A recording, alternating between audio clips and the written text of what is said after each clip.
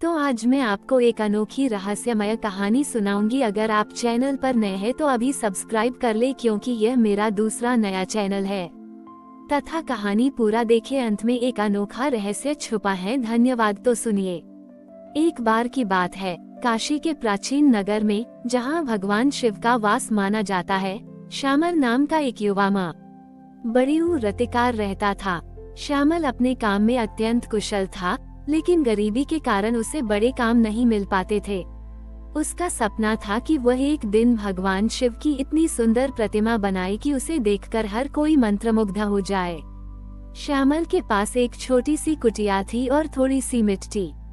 वो हर दिन शिव मंदिर जाता और अपनी कला को निखारने के लिए शिव से प्रेरणा मांगता। अन्य कलाकार धन कमाने के लिए मूर्तियां बनाते थे, लेकिन श्यामल के लिए मूर्ति बनाना एक तपस्या थी, एक आराधना। वो अपनी मूर्तियों में केवल मिट्टी नहीं, अपनी आत्मा और भक्ति उड़ेल देता था। इस श्रावण में काशी में एक भव्य शिव महोत्सव का आयोजन होना था। नगर के सबसे धनी सेठ ने घोषणा की कि जो कलाकार शिव की सबसे अद्भुत प्रतिमा बनाएगा, उसे भरपूर इनाम मिलेगा और उसकी मूर्ति को नगर के सबसे बड़े मंदिर में स्थापित किया जाएगा। सभी कलाकार इस अवसर के लिए अपनी सर्वोत्तम कृतियां बनाने में जुट गए। श्यामल ने भी इस महोत्सव में भाग लेने का निश्चय किया। उसके पास उत्तम मिट्टी खरीदने के लिए पैसे नहीं थे, लेकिन उसने पास की गंगा नदी के तट से पवित्र मिट्टी इकट्ठी की। उसने संकल्प लिया कि वह पूरे श्रावण मास तक इस मूर्ति पर काम करेगा, और इस दौरान वह केवल एक समय का भोजन करेगा और हर रात शिव मंत्रों का जाप करेगा। यह उसका कलाव्रत था, भगवान शिव को समर्पित। श्रावण का पहला सोमवार आया। श्यामल ने मिट्टी को गूंथना शुरू किया।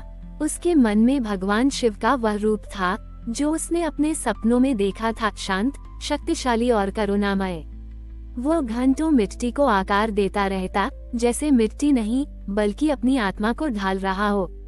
दिन बीतते गए। अन्य कलाकारों की मूर्तियां धीरे धीरे आकार लेने लगी। कुछ तो बहुत भव्य और विशाल थीं, लेकिन श्यामल की मूर्ति अभी भी अधूरी थी। वो अक्सर पूरी रात जागकर काम करता। उसकी आंखों में नींद और शरीर में कमजोरी दिखने लगी थी, पर उसके हाथों में एक अनोखी ऊर्जा थी।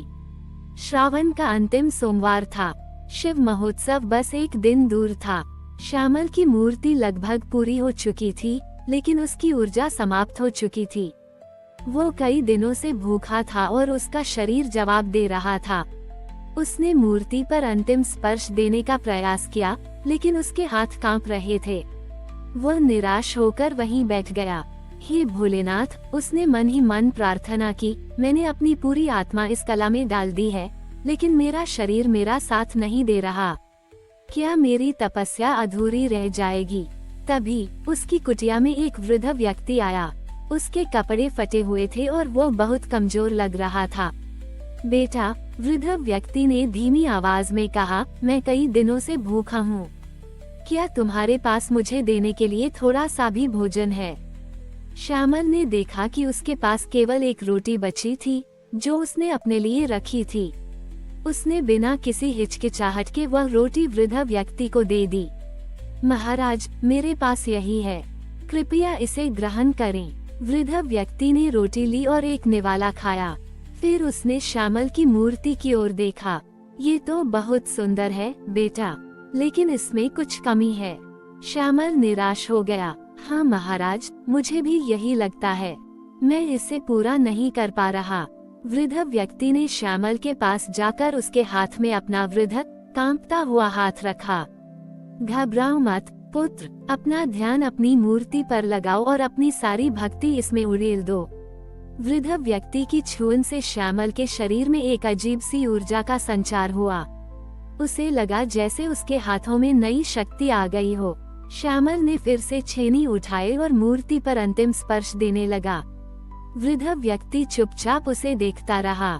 कुछ ही क्षणों में श्यामल ने मूर्ति को पूरा कर दिया। वो मूर्ति ऐसी लग रही थी मानो स्वयं शिव प्रकट हो गए हों, शांत, तेजस्वी और जीवंत। जब श्यामल ने अपनी मूर्ति को पूरा देखा और प्रसन्न होकर वृद्ध व्यक्ति की ओर मुड़ा, तो वहाँ कोई नहीं था।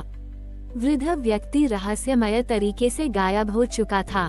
श्यामल समझ गया कि वह कोई साधारण व्यक्ति नहीं था, वह स्वयं भगवान शिव थे, जो उसकी परीक्षा लेने आए थे और उसे पूर्णता का आशीर्वाद दे गए थे। अगले दिन शिव महोत्सव में सभी कलाकारों ने अपनी मूर्तियों को प्रस्तुत किया। सभी मूर्तियां सुंदर थीं, लेकिन जब श्यामल की मूर्ति पर से पर्दा उठा तो सभी की आंखें फटी की फटी रह गईं। वह मूर्ति इतनी जीवंत और अलौकिक थी कि उसे देखकर हर कोई भाव विभोर हो गया। ऐसा लग रहा था मानो शिव स्वयं उसमें विराजमान हो। सेठ और पंडितों ने सर्वसम्मति से श्यामल की मूर्ति को प्रथम स्थान दिया। श्यामल को ढेर सारा धन और सम्मान मिला और उसकी मूर्ति को नगर के मुख्य शिव मंदिर में गर्व के साथ स्थापित किया गया। श्यामल ने उस धन का उपयोग अपनी कला को आगे बढ़ाने और जरूरतमंदों की सहायता करने में किया। उसने कभी भी अपनी कला को धन कमाने का माध्यम नहीं बनाया, बल्कि उसे भगवान शिव की सेवा का एक साधन माना। उसकी कहानी पूरे काशी में फैल गई और वह भक्ति शिल्पी के नाम से प्रसिद्ध हो गया।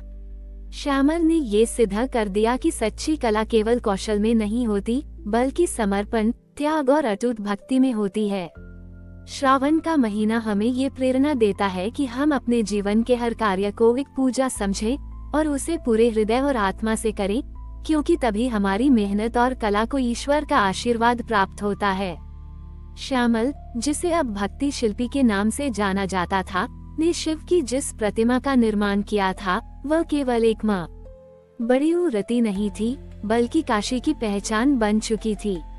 दूर दराज से भक्त और कला प्रेमी उस मूर्ति के दर्शन के लिए आते थे और उसे देखकर वे न केवल शिवत्व का अनुभव करते, बल्कि श्यामल के निस्वार्थ समर्पण से भी प्रेरणा पाते थे। श्यामल ने अपने लिए कोई बड़ा महल नहीं बनवाया, बल्कि एक छोटी सी कुटिया में ही रहना पसंद किया, जहां वह लगातार नई मूर्तियों का निर्माण करता रहता था। श्यामल की कला अब केवल पत्थरों और मिट्टी तक ही सीमित नहीं थी। उसने अपने आसपास के गरीब और अनाथ बच्चों को कला सिखाना शुरू किया। वो उन्हें सिखाता था कि कला केवल रंगों या आकृतियों का खेल नहीं, बल्कि आत्मा की अभिव्यक्ति है। उसने उन्हें ये भी सिखाया कि जब वे मूर्ति बनाते हैं, तो वे केवल मिट्टी को आकार नहीं देते, बल्कि स्वयं को भगवान को समर्पित करते हैं। उसके शिष्य भी उसी भक्ति और समर्पण के साथ काम करने लगे। काशी के धनी सेठ ने श्यामल के लिए एक विशाल कला विद्यालय बनवाया, जहां वह और उसके शिष्य निःशुल्क शिक्षा देते थे। इस विद्यालय का नाम श्यामल कलापीठ रखा गया और यह पूरे भारत में कला और भक्ति के संगम के रूप में प्रसिद्ध हो गया। श्यामल ने सुनिश्चित किया कि इस विद्यालय में प्रवेश पाने के लिए किसी को धन की आवश्यकता न हो, केवल कला के प्रति सच्चा प्रेम और भगवान शिव के प्रति श्रद्धा हो। कई वर्षों तक काशी में शांति और समृद्धि रही। श्यामल की कला और उसके कलापीठ ने नगर को आध्यात्मिक और कलात्मक रूप से समृद्ध किया। लेकिन एक वर्ष श्रावण मास आने से ठीक पहले काशी पर एक बड़ा संकट छा गया। एक भयंकर सूखा पड़ गया। गंगा नदी का जल स्तर बहुत नीचे चला गया था और नगर में पीने के पानी की भारी कमी हो गई। लोग परेशान थे, फसलें मुरझा रही थीं और हाहाकार मचा हुआ था। काशी के पंडितों और संतों ने कई यज्ञ और अनुष्ठान किए, लेकिन वर्षा नहीं हुई। लोग शिव मंदिर में इकट्ठे हुए और जोर जोर से प्रार्थना करने लगे। श्यामल भी चिंतित था। उसने देखा कि उसकी स्वयं की बनाई हुई शिव प्रतिमा के पास आने वाले भक्तों के चेहरे पर निराशा थी। श्यामल ने महसूस किया कि अब केवल कला साधना से काम नहीं चलेगा, उसे कुछ और करना होगा। उसने एक नया और कठिन व्रत लेने का फैसला किया। उसने घोषणा की कि वह पूरे श्रावण मास तक न तो कुछ खाएगा, न पिएगा और न ही किसी से बात करेगा। वह केवल शिव मंदिर के गर्भगृह में बैठकर अपनी स्वयं की बनाई हुई शिव प्रतिमा के सम्मुख मौन ध्यान करेगा। उसकी प्रार्थना केवल एक थी, काशी को जल संकट से मुक्ति मिले। गांव वालों ने उसे रोकने की कोशिश की। भक्ति शिल्पी, आप पहले ही बहुत तपस्या कर चुके हैं, आपका शरीर कमजोर है, यह व्रत आपके प्राण ले लेगा। लेकिन श्यामल अटल था। उसने बस एक शांत मुस्कान दी और मंदिर के गर्भगृह में प्रवेश कर गया। श्रावण का पहला सोमवार आया और श्यामल ने अपना मौन निर्जल व्रत शुरू किया।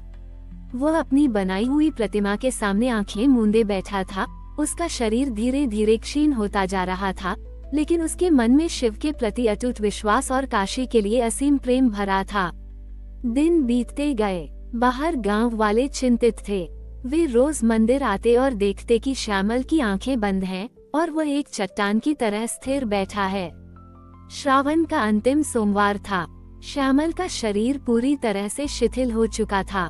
गांव वालों को लगा कि अब वह प्राण त्याग देगा। उन्होंने सोचा कि शायद शिव उनकी प्रार्थना नहीं सुन रहे। तभी मंदिर के गर्भगृह से, जहां श्यामल बैठा था, एक अलौकिक नीली आभा निकलने लगी। यह आभा इतनी तीव्र थी कि उसने पूरे मंदिर को प्रकाशमान कर दिया। गांव वालों ने देखा कि श्यामल के चारों ओर यह आभा और तेज हो गई है और उसकी बनाई हुई शिव प्रतिमा भी उसी नीली आभा से चमक रही है। और फिर चमत्कार हुआ। आकाश में जहां एक भी बादल नहीं था, वहां अचानक काले घने बादल छा गए। बिजली कड़कने लगी और कुछ ही क्षणों में मूसलाधार वर्षा शुरू हो गई। यह इतनी तेज वर्षा थी कि कुछ ही घंटों में सूखी नदियां उफन पड़ी और प्यासे खेत तृप्त हो गए। काशी का जल संकट दूर हो गया। जब वर्षा थमी तो गांव वाले मंदिर में दौड़े। उन्होंने देखा कि श्यामल अभी भी बैठा था, लेकिन उसके चेहरे पर एक असीम शांति और दिव्यता थी। उसकी सांसें धीमी थीं, लेकिन उसकी आत्मा संतुष्ट थी। उसने अपने मौन तप से शिव को प्रसन्न कर दिया था और काशी को नया जीवनदान दिया था। श्यामल ने अपने जीवन का अंतिम कार्य पूरा किया। उसने अपनी बनाई हुई शिव प्रतिमा की ओर देखा और उसकी आंखों में संतोष था। फिर एक गहरी सांस के साथ उसने अपनी आत्मा को शिव चरणों में अर्पित कर दिया। काशी ने अपने महान भक्ति शिल्पी को श्रद्धांजलि दी। उसकी समाधि को उसी मंदिर के पास बनाया गया जहां उसकी बनाई हुई शिव प्रतिमा स्थापित थी।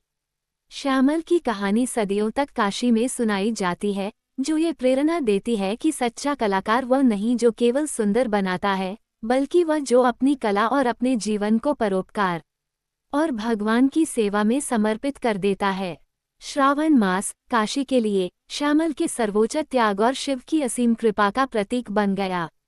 हमारी और भी आध्यात्मिक एवं अनोखी कहानियाँ देखने के लिए हमारे चैनल पर जाएं तथा धार्मिक एवं पौराणिक अनोखी कहानियाँ हमारे चैनल पर है। कृपया जाके देखें तथा हमारे चैनल को सब्सक्राइब करके रखें और वीडियो लाइक जरूर करें। धन्यवाद।